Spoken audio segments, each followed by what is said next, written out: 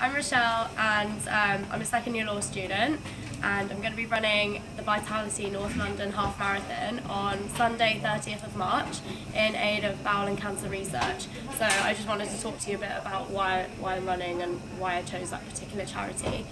So bowel cancer is one of the most common cancers, and it's also got the second highest mortality rate after lung cancer. So it immediately stuck out to me as quite an important cause to raise money for. And in addition to that, it's got one of the lowest ratios of research in relation to the burden of the disease. So those three factors combined, as well as the psychological impacts of bowel cancer, which I think a lot of people overlook because they don't realise that even after you've been cured of bowel cancer, you face the prospect usually of living with a stoma, which is essentially like a poo bag. So for anyone that's had their bowels removed, they have to have a permanent bag attached to them that can collect their excrement. And that can affect your social interactions and just your self-confidence and your ability to eat certain things or participate in sport. It can all have an influence. So I think a lot of people overlook the range of impacts that this disease can have on you. So I thought Bowel and Cancer Research was a really good charity because they really focus on pioneering research to lower the mortality rate and really work towards finding a cure, but also they do look at other diseases as well, so IBS and Crohn's disease as well, and they have another focus on eliminating the need for stomas to be used, so whether that's through different surgical techniques or alternative procedures. So all in all, it's a really good charity and one that seemed really good to raise money for. So the half marathon is going to be a bit of a challenge. It's only in a few days' time. I was having a good training schedule last term because I was running every week and it was quite comfortable, and I did about 15 kilometers. That was the longest I ran, and that was okay. I was on track.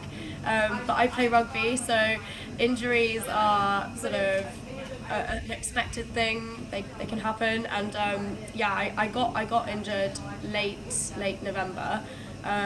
But I didn't realise till about January, so I'd made it worse in the gym and stuff. So then I was out for maybe half of Lent term in terms of training and also playing, which obviously impacted how much I trained for my half marathon. But I'm still determined to do it because I said I'd do it, and I've already raised £200 so far from donations and that kind of thing, so I don't want to let those people down.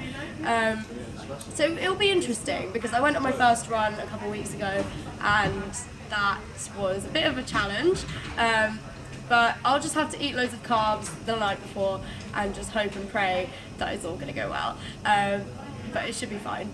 So that's what I'm doing in the immediate future, but also in a few months' time I'll also be cycling with a team of a few other girls and other people from LSE as well to Paris for the Breast Cancer Now challenge, which is 300 miles long and is going to be really hard as well. I'm just not thinking about the training of that for now because I've just got a lot of training in general to do.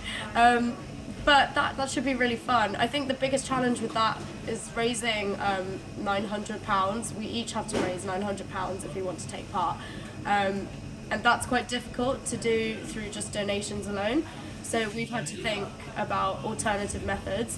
So our fundraising leaders, Ali and Charlie, have been really good with organising things like shopping centre collections and bucket collections outside Holborn Station. So the other day, for example, we all stood for about 4 hours each, dressed in pink tutus outside Holborn Station, singing for the whole time, which was interesting. But that's what we're really wanting to do because Breast Cancer Now is a really good charity. It's one of the leading breast cancer charities in the UK, and they're really working towards finding a cure for breast cancer by 2050. So any donations for either of those two causes would be really appreciated. I'll be posting my fundraising link to both along with this video. So thanks for listening, and I hope I haven't bored you too much.